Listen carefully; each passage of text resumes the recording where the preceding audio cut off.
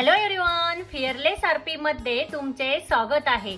तर अनावश्यक जे चेहऱ्यावर केस असतात किंवा नको असलेले केस काढण्यासाठी तुम्ही काही घरगुती उपाय करत आहात का? किंवा नको असलेले स्किनवरचे किंवा चेहऱ्यावरचे केस हे इझिली कसे रिमूव्ह होतील आणि असे बरेच सारे क्वेश्चन तुम्हाला पडतात का?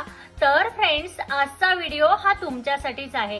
आजच्या व्हिडिओमध्ये मी तुम्हाला काही असे नॅचरल उपाय सांगणार आहे की ते उपाय तुम्ही घरच्या घरी करून तुमचे अनावश्यक केस हे रिमूव्ह करू शकता आणि हे उपाय नॅचरल आहेत। याचा तुम्हाला कुठलाही साइड इफेक्टही होणार नाही आणि ते केस काढताना तुम्हाला कुठलाही त्रासही होणार नाही। बरेच लोक काय करतात, असे केस असतात ते काढण्यासाठी वॅक्स करतात, तर वॅक्सनेही खूप त्रास होतो किंवा अशा बरेच साऱ्या केमिकल ट्रीटमेंट घेतात, बट ते लॉंग टर्म साठी तुम्हाला त्याचा रिझल्ट हा मिळत नाही।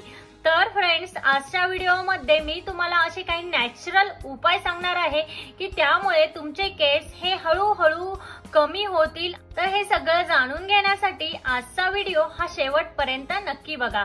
चला तर मग पाहूयात की ते उपाय कोणते। तर सगळ्यात पहिला उपाय आहे, त्यासाठी आपल्याला लागणार आहे मध, साखर आणि निंबाचा रस। यस, तुम्हाला काय करायचं आहे, 1 चमचा मध घ्या, 1 चमचा साखर घ्या आणि 1 चमचा निंबाचा रस घ्या।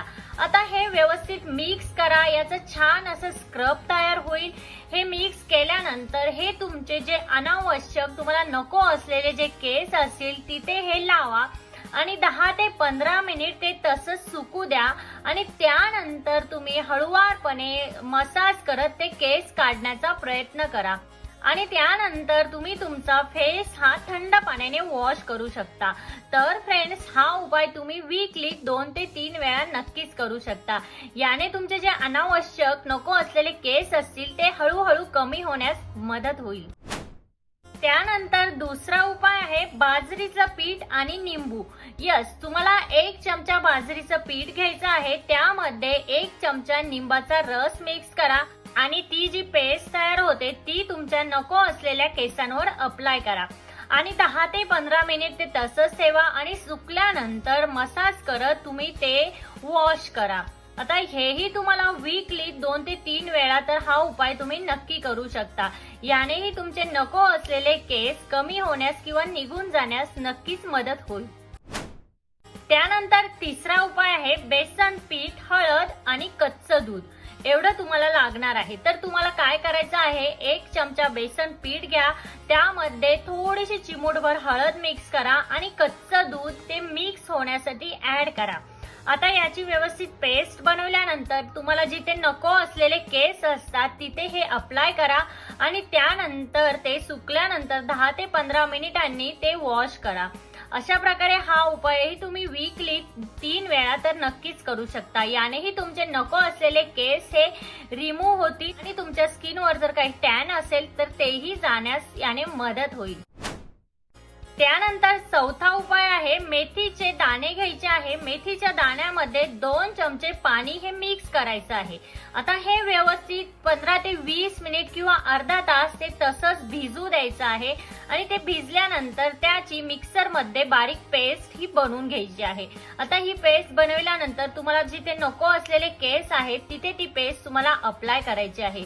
ही पेस्ट अप्लाय केल्यानंतर 10 ते 15 मिनिट ती तशीच ठेवा। त्यानंतर तुम्हाला हे हळूवारपणे मसाज करत काढायचं आहे। आता यानेही तुमचे नको असलेले जे केस असतील ते कायमचे रिमूव्ह होण्यास हळूहळू मदत होईल। त्यानंतर पाचवा उपाय आहे मकाचं पीठ घ्यायचं आहे, त्यामध्ये थोडीशी साखर मिक्स करायची आहे आणि त्यामध्ये 1 अंड मिक्स करा।